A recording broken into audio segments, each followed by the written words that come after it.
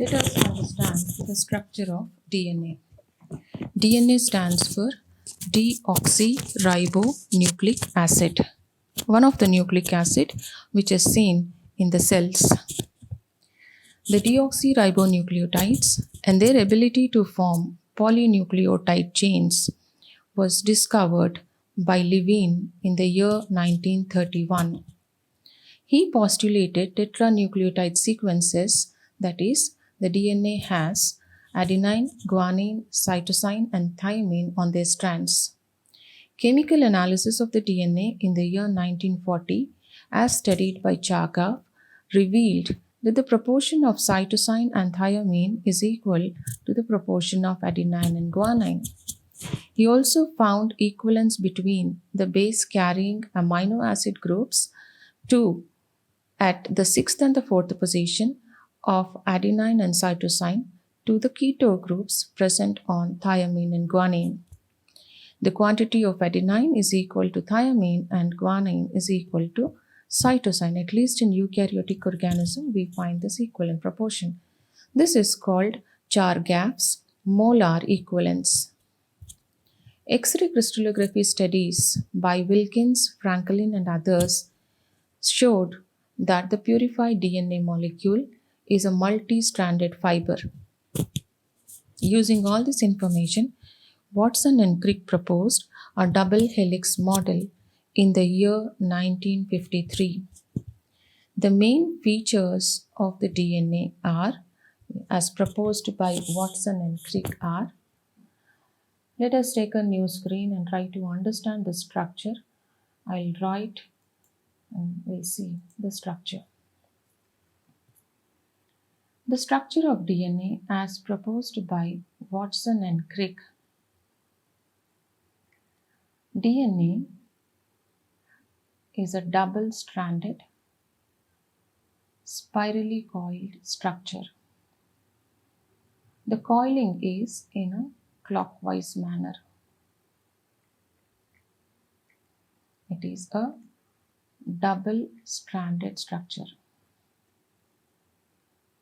Each strand is made of sugar phosphate backbone. So this is how the strand is made of. Each strand has deoxyribose sugar where the 5' carbon is bond to phosphate. Again, it is bond to the deoxyribose sugar at the 3'. So this forms the backbone.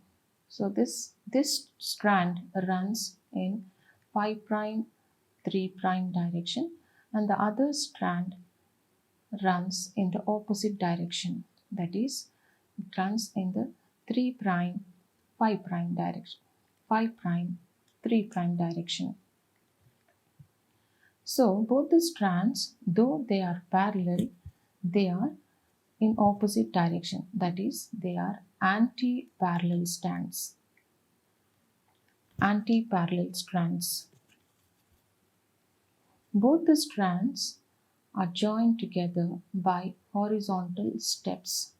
These horizontal steps are made of the nitrogen bases. That is, if adenine is present on one of the strand, its complementary base pair will be thymine on the other strand. In the same way, guanine with that of cytosine, cytosine with that of guanine, thymine with that of adenine. So these horizontal steps which are present between the two strands are the nitrogen bases. Let us see the structure of the DNA. The width of the DNA is 20 angstrom units. This is specific to B type of DNA, which was widely studied or which was studied by Watson and Crick. The distance between one complete coil, if we take one complete coil of the DNA, the distance is equal to 34 angstrom units. The distance is 34 angstrom units. And in this coil, there are 10 nucleotides. That is, there are 10 base pairs like this 1, 2, 3, 4, 5, 6, 7, 8. There are 10 base pairs in one complete coil. The distance between the consecutive base pair, that is the vertical rise between the base pair, is equal to 3.4 Armstrong units. The DNA shows grooves on its length. There is a broader groove or a deeper groove which is called the major groove, and there is a shallow groove which is called the minor groove. One of the strands of the DNA acts as a template.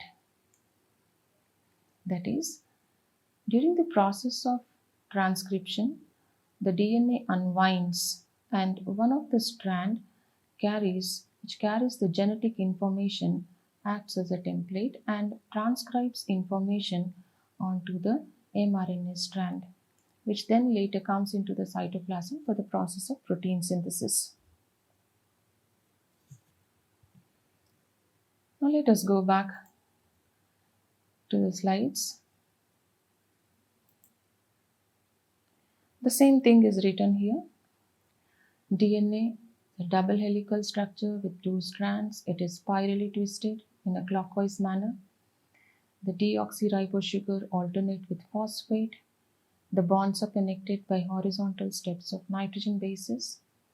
Adenine and guanine are the purines and the pyrimidines like thiamine and cytosine exist in 1:1 ratio.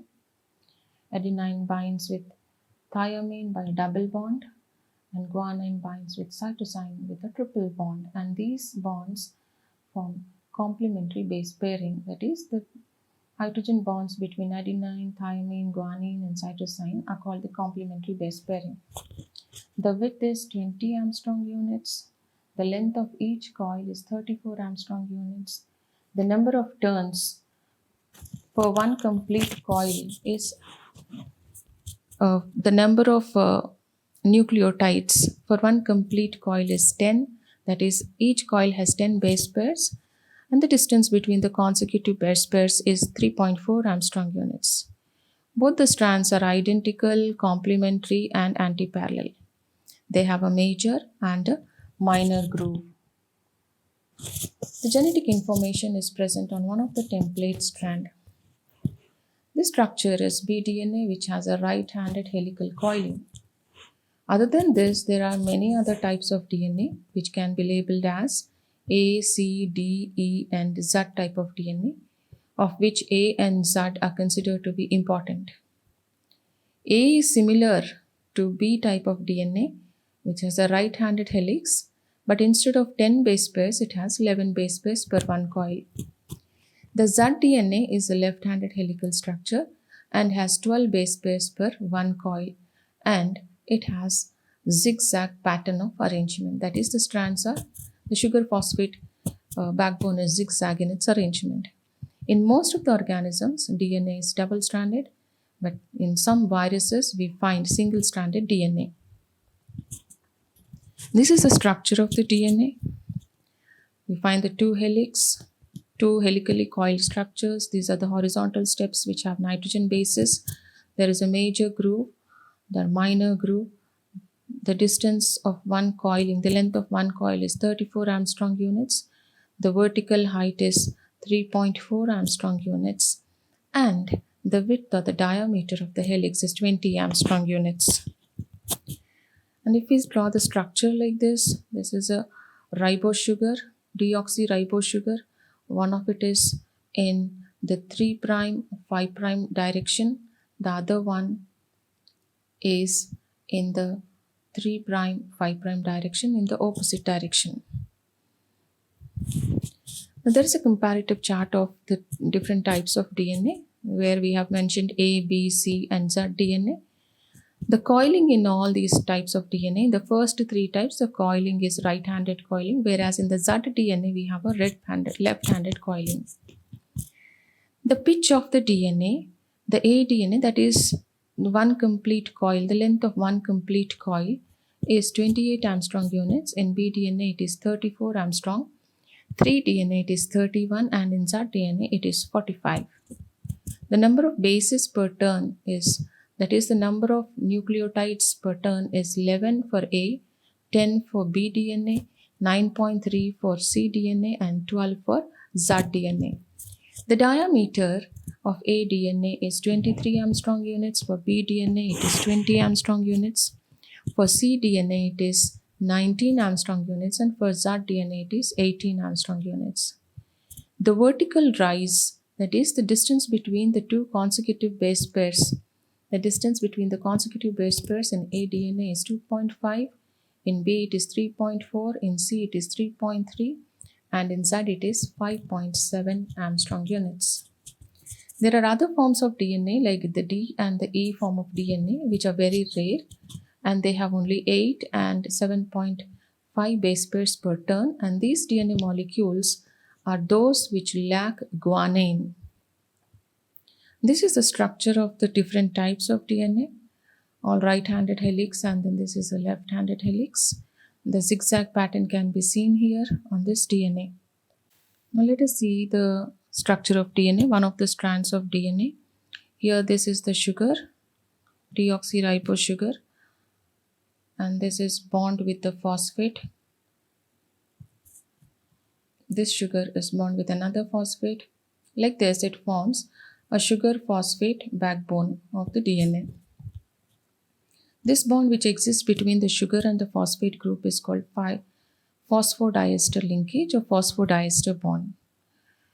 On the other side, the sugar is bound with the nitrogen bases like the thiamine and cytosine, which are the pyrimidines.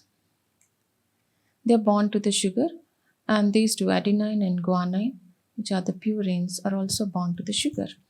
And the bondage between them is the sugar binds with cytosine at this is the C1 prime of deoxyribose sugar, and this is the third nitrogen. So this bondage is C1N3 bond, and the bond is called the glycosidic bond. And in the purines, we find that the C1 of sugar is bound to the N9. So this becomes the C1N9 bond of the DNA strand or the glycosidic bond. The functions of the DNA. The two main functions of DNA are autocatalysis and heterocatalysis. In autocatalysis, the DNA synthesizes another DNA. This process is called replication. That is, the DNA strand, which is helically coiled or spirally twisted, unwinds and it synthesizes a new strand of DNA on both the strands. And then from one DNA, two daughter DNAs are formed. This process is called replication, and because it synthesizes its own form, we call it as autocatalysis. The other function of the DNA is heterocatalysis, where the DNA synthesizes RNA, and this process is called transcription. That is, the DNA strand unwinds, and one of the strand acts as a template on which the mRNA strand is synthesized. Later, this mRNA strand comes into the cytoplasm for the process of protein synthesis. So this is called transcription, where the information from the DNA is transcribed onto the RNA. That's all. Next we'll learn about some other topic in the next video.